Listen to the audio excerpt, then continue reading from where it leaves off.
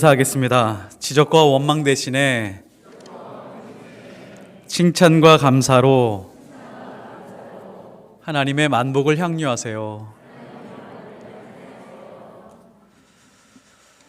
자, 오늘부터 몇 달간 제가 일부 예배 말씀을 전하게 되었습니다. 많이 기도해 주시고 우리 교회가 하나님 안에서 인사한 대로 하나님의 만복을 향유하는 그런 교회가 되었으면 좋겠습니다. 오늘 말씀의 제목은 영혼의 굶주림과 마주하라 라는 제목으로 하나님 말씀 전하도록 하겠습니다. 사람들은 매일 배가 고픕니다. 배가 고파서 음식을 먹습니다. 그런데 사람들이 먹는 것을 보면 항상 배가 고파서만 음식을 먹는 것 같지는 않습니다. 사람들은 참 다양한 이유로 음식을 먹곤 합니다. 특별히 두 명이 만나서 먹으면 평소에 내가 먹던 양보다 한 1.5배 더 많이 먹는다고 하고요. 한 3명 이상 만나게 되면 평소에 자기가 먹는 양보다 한 2배 이상 더 많이 먹게 된다고 합니다. 집에 이렇게 있으면 옆집에서 고기 굽는 냄새가 나거나 TV에서 쫀득쫀득한 그 치즈가 발려있는 그런 피자나 이런 음식들이 나오게 되면 갑자기 식욕이 발동해서 배고픔을 느끼기도 합니다. 심심할 때도 먹고 감정이 좀 좋지 않아서도 먹고 스트레스 받아서도 또 먹습니다. 참 많이 먹습니다. 특별히 한국 사람들은 밤에 라면 냄새 맡으면 그게 쥐약입니다. 라면 한 젓가락 하고 잘까? 이런 생각 때문에 굉장히 큰 유혹에 빠집니다. 사람처럼 많이 먹는 동물이 있을까 싶을 정도로 사람들은 많이 먹습니다. 이렇게 배가 고프지도 않은데 먹는 것을 학습된 배고픔이라고 말합니다. 사람에게는요, 진짜 배고픔과 가짜 배고픔이 있습니다. 그러니까 건강 전문가들이 이렇게 얘기를 합니다. 다이어트에 성공하려고 하면 진짜 배고픔하고 가짜 배고픔을 잘 구분하기만 해도 다이어트는 성공한다. 그런 이야기를 하기도 합니다. 에너지 부족이나 영양이 부족해서 오는 배고픔을 진짜 배고픔이라고 하고, 감정적인 불안함이나 스트레스 혹은 학습된 배고픔으로 오는 그런 배고픔을 가짜 배고픔이라고 말합니다. 진짜 배고픔은 서서히 배가 고파옵니다. 가짜 배고픔은 충동적으로 배가 고픕니다. 진짜 배고픔은 무엇든지 주면 먹겠다라는 심정으로 가지고 있고요. 가짜 배고픔은 특정한 음식이 머리에서 맴돌기 시작합니다. 피자, 치킨, 떡볶이 이런 특정 음식들이 계속해서 구미를 땡기기 시작을 합니다. 진짜 배고픔은 배가 부르면 먹는 것을 멈추게 되고 포만감을 느끼고 만족하게 됩니다. 그런데 가짜 배고픔은 배가 불러도 멈추기가 어렵습니다. 계속해서 먹고 났는데도 배가 부르다라고 하는 것을 알면서도 또 먹겠다라고 하는 생각을 가지게 됩니다. 진짜 배고픔은 먹고 난 후에 기분이 나쁘지 않고 만족감이 있지만, 가짜 배고픔은 먹고 난 후에 후회와 죄책감까지 들기도 하고 수치심이 들기도 합니다. 본능적으로 자기가 아는 거죠. 거짓 욕구에 내가 휘둘렸었던 거구나 라고 그렇게 깨닫는 것입니다. 가짜 배고픔을 따라 살아가면 어떻게 될까요? 늘어나는 것은 뱃살이요, 늘 마음속에 채워지지 않는 허기로 그렇게 살아가게 되어 있습니다. 비만과 질병이 따라오게 되어 있습니다. 그래서 다이어트 할 때 이걸 구분해 주면 좋다고 하는 거죠. 스스로에게 묻습니다. 너 진짜 배고픈 거 맞아? 라고 스스로에게 질문해 보면 스스로 이거는 가짜 배고픔이야, 진짜 배고픔이야 라고 하는 것을 구분해낼 수 있다고 합니다. 자, 이 원리는 신앙의 영적인 원리와도 정확하게 잘 어울립니다. 사람은 세상이나 혹은 가정이나 어떤 사람들에게 인정받지 못하는 그런 상황이 있으면, 혹은 물질적으로 특별히 부족하다라고 느끼면 사람이 느끼는 감정은 이런 겁니다. 실패자 혹은 패배자로 인식을 하게 됩니다. 실패자, 패배자라고 하는 이런 정서적인 허기가 생기니까 자기 능력 밖에 있는 것을 소망하고 추구하고 살아갑니다. 그러니까 그 공백이 생기죠. 여기서 굶주림이 생기고 거기서 정신적 허기를 느끼면서 살아가게 됩니다. 필요한 것 이상의 것들을 계속해서 채워가려고 애를 씁니다. 그러다가 보면 또 내 마음 속에 드러나는 것이 박탈감이라고 하는 것이 생겨나기 시작을 하는 거죠. 감정의 배고픔을 계속해서 안고 살아가는 것입니다. 물질적인 것이 특별히 그렇습니다. 어떤 사람이 100억을 가졌습니다. 근데 100억을 가졌으면 우리가 생각했을 때는 야, 평생 즐기면서 살면 되겠구나 라고 생각을 하지만 100억을 가진 사람이 1000억을 가지겠다라고 하면서 그렇게 열심히 살아갑니다. 채워도 채워지지 않고 있는 것입니다. 가짜 굶주림 속에서 인생을 살아가고 있는 것입니다.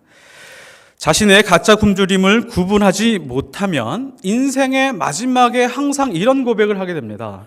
헛되고 헛되니 헛되고 헛되도다 라고 그렇게 고백을 하는 것이죠.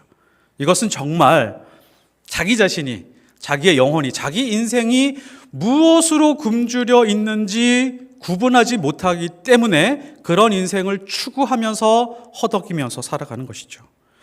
오늘 말씀을 보면 예수님이 베드로를 부르시는 장면을 우리에게 자세하게 보여주고 있습니다.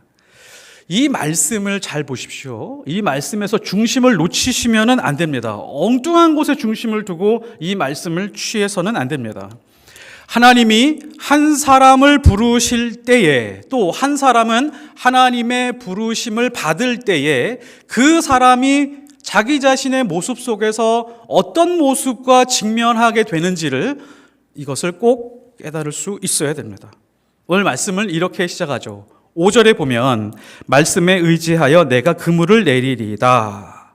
이 말씀 우리가 많이 듣고 이 말씀대로 실천하고 싶고 이 말씀 붙들고 기도를 많이 했습니다. 그래서 6절에 이렇게 하죠. 그렇게 하니 고기를 잡은 것이 심이 많아 그물이 찢어지는지라. 우리는 이 전체 말씀에서 이 말씀이 가장 중요하다고 생각을 해서 이 말씀 붙들고 이렇게 생각을 합니다. 하나님의 말씀, 그 말씀에 순종하자. 그 순종하는 그 행위를 보고 하나님께서는 그물이 찢어질 정도로 많은 열매를 우리에게 부어줄 것이다 라고 하는 이런 공식을 가지고 하나님의 말씀을 선포하기도 하고 그 말씀을 붙들고 살아가는 경우도 많이 있습니다. 그런데 여기서 먼저 말씀드리고 싶은 것은 이겁니다. 오늘 전체 말씀에서 이 말씀이 핵심이 아닙니다. 이 말씀에 집중하게 되면 오늘 말씀의 중심에서 완전히 벗어나 있는 것입니다. 한번 잘 보십시오. 여기서 말씀에 순종하여 말씀에 의지하여 내가 그물을 내리리이다. 하나님이 우리에게 말씀을 선포해 주시면 그 말씀에 의지해서 내가 한번 살아보자. 열심히 살아보면 결국에는 어느 순간에서 하나님께서 열매를 주시겠지. 자, 여기서 한번 보십시오. 순종이라고 하는 것을 중심으로 보게 되면 여기서 이 순종은 어디를 향해 있는지 한번 생각해 보십시오. 나를 부르신 예수 그리스도에게 있나요? 아니면 찢어질 정도로 넘쳐나는 물고기에게 있습니까? 그동안 어떻게 하셨어요? 이 말씀을 들으면서 우리는 이 말씀을 붙들고 초점과 방향이 어디로 맞춰져 있냐면 나에게도 찢어질 정도로 많은 물고기가 그물에 넘치도록 내 인생에 있을 거야. 물고기에게 초점이 있지. 내 인생을 부르신 예수 그리스도에게는 초점과 방향이 없습니다. 이 말씀만 강조하다가 보면 눈에 보이는 유형의 물질, 풍성함에만 중심과 그것을 붙들고 살아가는 역효과가 발생하게 됩니다.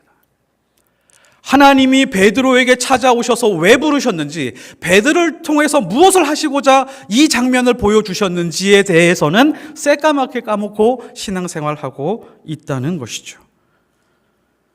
만일 여기에서 우리의 신앙이 멈춰 있기만 하면 다른 종교의 신앙생활과 별반 다를 수가 없습니다. 이런 공식은 다른 종교에도 똑같이 가지고 있거든요. 경전의 말씀을 듣고 마음을 다스려서 깨끗하게 한 다음에 그렇게 살아가다가 보면 지성이면 감천 우리에게 놀라운 복들이 있을 거야 라고 하는 공식과 이 말씀이 전혀 다르지 않다는 것이죠. 제가 강조하고 싶은 것은 이겁니다. 예수님이 베드로를 찾아오셨어요. 그러면 베드로를 찾아오신 이유와 베드로 전체 인생을 살펴봐야 된다는 거예요. 처음 만남에 예수님이 베드로에게 무엇을 보여주셨고 왜 보여주셨는지가 중요하다는 것이죠. 이유가 중요하다는 거예요. 이 물고기가 차고 넘치고 2배에 차고 넘치게 하는 이 장면은 베드로 전체 인생에서 예고편입니다. 블록버스터 영화가 나옵니다. 블록버스터 영화의 예고편이 있잖아요. 1분 혹은 2분 정도 되는 예고편이 있습니다. 그런데 그 예고편 붙들고 다 그 예고편을 본 다음에 난 저 영화 다 봤어, 그렇게 할 수 없잖아요. 마치 이 장면도 똑같습니다.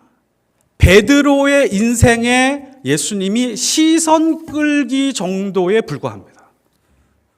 이것을 통해서 하나님이, 예수님이 계획하신 그 메시지를 숨겨두고 너의 인생의 예고편이 이거야 라고 보여주시는 장면입니다. 그래서 오늘 말씀에서 가장 중요한 부분이 그 뒷부분입니다. 8절에 보면 이렇게 시작을 하죠. 시몬 베드로가 이를 보고, 자, 이거를 원했습니다. 예수님이 베드로에게 원한 게 이거였어요. 시몬 베드로가 이것을 보고, 자, 시몬 베드로가 이런 사람이었습니다. 일반인이었습니다. 이 사람은 수산업 종사자였습니다. 열심히 일을 했습니다. 오늘 말씀해 보면 밤이 맞도록 열심히 물고기 잡는 사람이었어요. 생계를 위해서 열심히 살아가는 사람이었습니다. 분명히 자기 일 열심히 하면서 예수님이 누구인지에 대해서 자세하게 들었을 것입니다. 저 사람이 정말 대단한 사람인데 많은 사람들이 저 사람의 말씀을 들으려고 다니고 있는데 나도 듣고 싶은 거예요. 내가 듣지 못합니다. 바빠서 듣지 못합니다.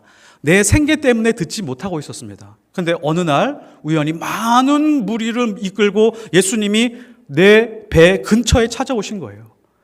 거기에서 말씀을 가르치기 위해서 베드로에게 이렇게 얘기를 합니다. 배를 잠깐 빌릴 수 있을까요? 좋습니다. 그러면 배를 조금 바닷가 물 쪽으로 좀 떨어뜨려 주십시오 라고 해서 떨어뜨려 드렸어요. 그러니까 예수님이 말씀을 전하기 시작을 합니다. 그 장면을 베드로가 엉겁결에 배도 빌려드리고 나도 말씀을 듣고 싶었는데 그 자리에서 군중들 사이에서 예수님의 말씀을 듣기 시작을 합니다. 앉으사 배에서 무리를 가르치시더니, 무언가 홀리듯이 저 유명하신 분, 저분의 말씀이 정말 많은 사람들을 변화시켰다고 하는데 그 말씀이 무엇일까? 그 말씀을 들으면서 베드로에게 변화가 일어나기 시작했습니다. 어느 순간 1시간, 2시간이 흘렀을까? 예수님이 말씀을 마치셨습니다. 마치신 다음에 예수님이 뭔가 사례를 하고 싶으셨던 것 같아요. 배를 빌려주셨으니까. 1시간, 2시간 동안 배를 빌리셨으니까 2시간 동안 일을 못한 거잖아요. 그러니까 예수님이, 자, 내 말대로 해봐라. 저 깊은 데로 가서 그물 한번 내려봐 라고 하면서 많은 물고기를 잡을 수 있는 여건을 만들어 주셨죠. 그래서 평생 한 번도 경험해 보지 못한, 한 배에 채우지 못해서 2배가 다 그 물고기를 채워야 될 정도로 많은 물고기를 잡았습니다. 자, 말씀, 순종, 열매라고 하는 것을 메시지로 오늘 말씀에서 주고 싶으셨다면 베드로가 이를 보고 그 다음에 이렇게 나와야 맞습니다. 베드로가 순종했더니 놀라운 열매가 있었습니다. 그러면서 여기저기 다니면서 수가성의 여인처럼 내가 예수님을 만나서 순종했더니 예수님이 어마어마하게 많은 열매를 주셨습니다 라고 외치면서 다녀야겠죠. 그러면서 교회들이 초청을 하겠죠. 교회들이 초청하면서 간증하기 시작을 합니다. 예수님을 만나십시오. 순종하십시오. 말씀을 따라 사십시오. 열매가 있습니다. 그럼 교회들이 간증하면서 아멘 아멘 하고 그 다음에 여러 교회들에서도 그렇게 할 겁니다. 우리도 예수님 만나자, 순종하자, 열매 맺자 라고 하는 구호를 외치면서 교회 공동체를 이루어 갈 겁니다. 그래서 믿음의 가문을 이루어 가자, 선한 영향력을 끼치며 살자 라고 하는 구호를 외치면서 가는 게 자연스러울 겁니다. 그런데 그 말씀이 그렇게 흘러가지 않습니다. 8절을 다시 보겠습니다. 시몬 베드로가 이를 보고 예수의 무릎 아래에 엎드려 이르되 주여 나를 떠나소서 나는 죄인이로소이다 하니. 그 자리에 많은 무리들이 있었습니다. 많은 무리들이 베드로의 행동을 보면서 이해가 가지 않았습니다. 베드로 왜 저래? 빨리 물고기를 담아서 가장 싱싱할 때 시장에 내다 파는 것이 합리적이고 이성적이고 그게 더 이득입니다. 다른 배를 빌려왔기 때문에 그 배에 지금 도움을 줬기 때문에 어떻게 이익을 나눌까 계산해야 되는데 갑자기 무릎 꿇고 이상한 고백을 하는 것입니다. 9절에 이는 자기와 함께 있는 모든 사람이 고기 잡힌 것으로 말미암아 놀라고. 이 장면부터 베드로와 그 자리에 있었던 많은 사람들이 크게 대비가 됩니다. 베드로도 놀랐습니다. 주변 모든 사람들도 똑같이 놀랐습니다. 분명히 베드로도 이 물질적으로 풍요해진 이것에 대해서 놀랐고 만족했을 것입니다. 그런데 동시에 어떤 일이 일어났냐면 영적인 고갈을 느끼기 시작을 했습니다. 갑자기 영적으로 절망을 느끼기 시작을 했습니다. 영적인 허기를 느꼈습니다. 영적인 배고픔, 영적인 굶주림을 느끼기 시작을 했습니다. 반면에 그 자리에 있던 사람들은 야, 저거 돈으로 하면 얼마야? 정말 땡 잡았네. 베드로, 야, 나도 저렇게 물고기 많이 잡았으면 라고 하는 부러운 생각을 하고 있었을 것입니다. 그런데 베드로는 갑자기 이런 생각에 압도당했습니다. 인생이 물질로 아무리 풍성하다라고 하더라도 영적인 문제가 해결되지 않으면 아무런 의미가 없구나. 갑자기 자기 속에 있는 영적인 문제가 크게 보였습니다. 이 세상의 어떤 재물보다도 더 큰 문제로 다가오기 시작을 했습니다. 그래서 심지어 베드로는 두려워서 떨기까지 했습니다. 만족하기보다는 물고기 많이 잡았어, 내가 로또에 당첨됐어 라고 하는 만족보다는 무서워서 떨기 시작을 했습니다. 그래서 10절에 예수님이 그것을 보고 정확하게 두려워하지 말라라고 한 것입니다. 자신의 영적 상태를 바라보는 사람들은 누구나 두려워할 수밖에 없습니다. 제대로 본 적이 없어서 그렇지 자신의 영적인 상태에 정확하게 정면으로 직면하는 사람들은 누구나 절망하고 두려움을 느낄 수밖에 없습니다. 베드로는 우리의 일상과 같았습니다. 먹고 사는 문제를 해결하기 위해서 어떤 날은 밤을 새워서 일해야지만이 자식을 키울 수 있었고 가정을 지킬 수 있고 부모를 지킬 수 있었습니다. 자녀를 교육시키고 사업을 이루어가고 이런 일상생활에 진짜 지극히 현실적인 문제들을 안고 살아가는 그런 베드로였습니다. 물질의 결핍을 보면서 고민하기도 하고 방황하기도 하고 걱정하고 염려하고 불안하면서 살았는데 그 결핍이 진짜 결핍이 아니었구나, 가짜 결핍이었구나 라고 하는 것을 예수님을 만나고 깨닫게 되었습니다.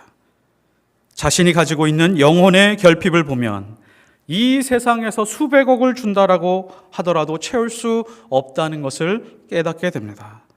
그래서 베드로는 물고기가 몇 마리 잡혔는지, 팔아서 어떻게 사업을 확장하고 재투자해야 될지에 대해서 전혀 고민하지 않았습니다. 심지어 그 많은 물고기와 자신의 생계 기반을 그대로 버리고 예수를 따르기 시작을 했습니다. 11절에 그들이 베드로를 육지에 대고 모든 것을 버려두고 예수를 따르느니라. 베드로는 가짜 배고픔이 아니라 진짜 영적으로 굶주림을 선명하게 구분할 수 있는 사람이 되었습니다. 베드로는 예수님이 배에서 가르친 말씀이 평생 잡은 물고기보다도 더 귀중하다는 것을 알았고 내 인생을 채울 수 있는 것은 예수 그리스도의 말씀밖에 없다는 것을 깨닫고 떠나기 시작을 했습니다. 주변에 있는 많은 사람들이 소리를 칩니다. 베드로, 이 많은 물고기 어떻게 할 거요? 라고 소리를 치니까 베드로가 대답을 합니다. 그 물고기 다 가지십시오. 알아서 처리하십시오. 나는 거기 있는 물고기 한 마리도 필요 없습니다. 가짜 굶주림에 매여 있지 않고 진짜 굶주림을 채우기 위해서 찾아갔습니다. 영혼의 결핍을 느낀 사람들이 이와 같습니다. 나를 채울 수 있는 것은 이 땅의 그 어느 곳도, 어느 돈도, 어느 성공도 나를 채울 수가 없다. 오로지 하늘의 것만 채울 수 있다. 하나님의 말씀만이 채울 수 있다. 예수 그리스도만 내 인생을 채울 수 있다. 라고 그렇게 깨닫고 행동하고 예수 그리스도를 따르게 되어 있습니다. 그러나 영혼의 결핍과 배고픔을 알지 못하면 결국에는 허망한 인생으로 끝나게 됩니다. 자기가 온 힘을 다해서 달려왔던 모든 인생이 반드시 공허하게 될 것이고 우울하고 억울한 인생으로 마치게 될 것입니다. 예레미야서 17장 11절에 보면 재미있는 새 한 마리가 나옵니다. 자고새라고 하는 새가 있습니다. 이 새는 어떤 습성이 있냐면 다른 새의 알을 품고 사는 그런 습성이 있습니다. 그래서 다른 새의 알이 자기 새인 줄 알고 열심히 품고 있다가 알을 부화시킵니다. 그리고 새끼에게 먹이를 알려다 줍니다. 비바람, 그리고 다른 동물의 공격, 이 모든 것을 그 새가 막아줍니다. 근데 시간이 지났어요. 한참 지나서 이 새가 성장합니다. 성장해서 날아갈 정도가 됐을 때 이 새가 어떻게 하냐면 자고새를 바라보고 우리 엄마가 아니네? 라고 하면서 날아가 버립니다. 성경에서요, 이 자고새를 이야기하는 것은 어리석은 인생을 대표하는 새로 자고새를 이야기합니다. 우리 인생이 자고새와 같을 때가 많다는 것이죠. 괜찮은 인생을 살아보고 내가 이 땅에서 한번 많은 것을 편안하게 누려보려고 애를 썼지만 어느 순간에 보니까 날아가 버리는 것입니다. 영혼의 굶주림이 뭐죠? 영혼의 굶주림은 내 인생에 나를 부르신 예수가 없으면 내가 살아온 방식, 앞으로 내가 살아가는 모든 방식이 아무 의미 없다라고 절실하게 깨닫는 것입니다.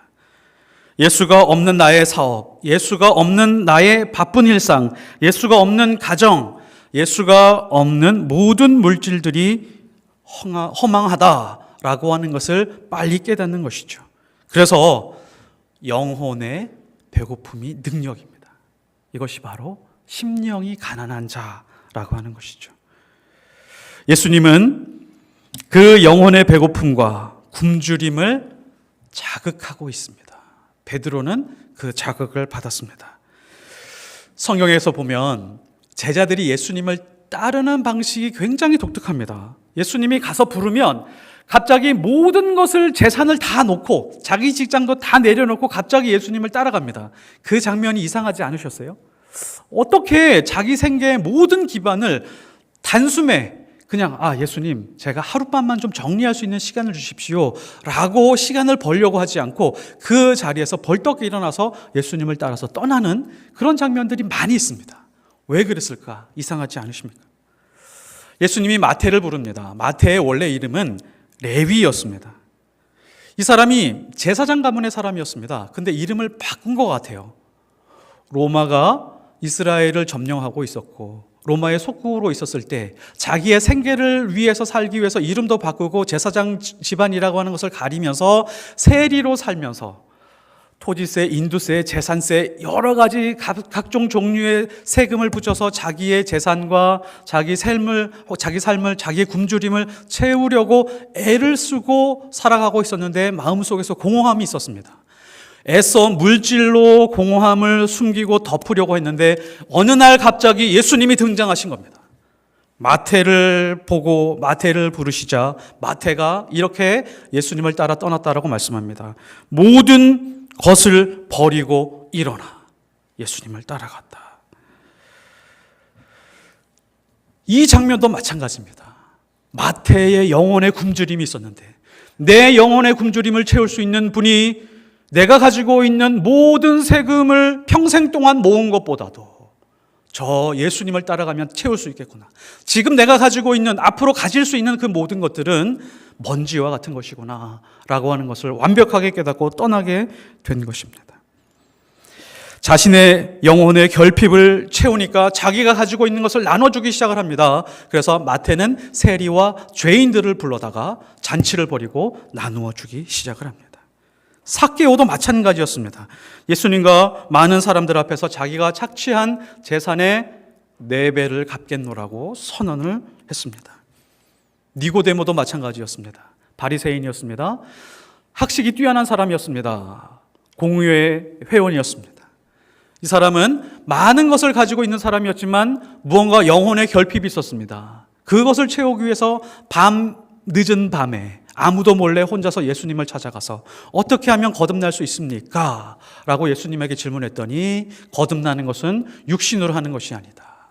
성령으로 거듭나는 것이다. 라는 것을 그 비밀을 깨닫고 나서 내 영혼의 결핍을 채울 수 있는 분은 예수 한 분밖에 없습니다. 라고 하면서 12 제자들이 모두 떠났을지라도 예수님의 시신을 자기가 책임지고 장례까지 치르는 그런 사람으로 바뀌게 되었습니다. 수가성 여인도 마찬가지였습니다. 채워지지 않은 결핍이 있었습니다. 목마름이 있었습니다. 영혼의 굶주림이 있었습니다. 그것을 채우기 위해서, 사랑으로 채우기 위해서, 이성으로 채우기 위해서 6번이나 결혼을 했습니다. 채울 수 없는 목마름, 그 목마름이 예수님을 만나고 나서 충분히 채워졌습니다. 그리고 나서 온 마을을 다니면서 이 이야기를 들려주지 않으면 안 되겠다는 마음이 넘쳐나기 시작을 했습니다. 성경에서 예수를 인격적으로 만난 사람들의 공통점이 바로 이것입니다. 자신의 영혼이 얼마나 굶주리고 있는지를 정확하게 깨닫게 되고, 그리고 자신의 모든 인생을 예수만이 채울 수 있다는 것을 확실하게 깨닫기 시작을 합니다. 여러분은 어떠십니까? 예수를 믿으면서 내 영혼의 결핍을 채우기 위해서 세상 것을 버려보셨습니까? 그렇지 않으면 아직 영혼의 결핍을 채우고 있는 것이 아닙니다. 의에 줄이고 목마른 자는 복이 있나니 그들이 배부를 것이요. 이 말을 정확히 이렇게 바꿀 수 있습니다.